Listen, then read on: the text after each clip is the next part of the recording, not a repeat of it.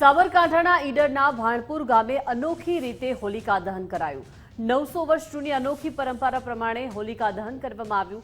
ડુંગા પ્રથામાં હોળી દહન બાદ અર્ધ સળગેલા લાકડા સામસામે ફેંકીને મારવામાં આવે છે। આ પ્રથા મુજબ આજે પણ હોળી ઉજવાય છે। ગામમાં જે પુરુષના નવા લગ્ન થયા હોય તે હાથમાં શ્રીફળ લઈને હોળીની પ્રદક્ષિણા કરે છે અને જેમના ઘરે પુત્રનો જન્મ થયો હોય તેમના પરિવારજનો બાળકને લઈને પ્રદક્ષિણા કરે છે। વાજતે ગાજતે ગામમાં એકઠા ગામના ચોકમાં આ હોળી ઉજવવામાં આવે છે। अलग ज रीते अनोखी रीते होड़ी रमवामां आवे छे। जे अर्धी होड़ी थई जाय एना पछी जे लाकड़ा होय छे एना डूंगा बनावीने एकबीजानी सामे फेंकवामां आवे छे।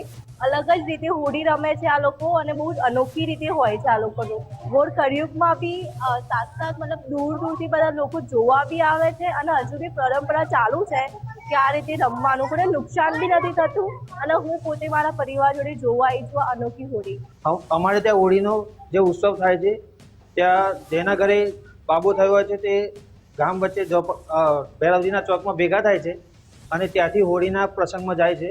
ત્યાં શ્રીફળ હોમી હોળીને પ્રદક્ષિણા કરે છે। પછી બીજા દિવસે જે ધૂળેટીનો પ્રસંગ હોય છે ત્યાં જે ઘરે બાબો થયો હોય છે ત્યાં આખું ગામ ત્યાં બેઠક કરે છે અને પછી જે છેલ્લા ઘરે બેઠક થાય ત્યાં ગામના વાર્ષિક હિસાબો વંચાય છે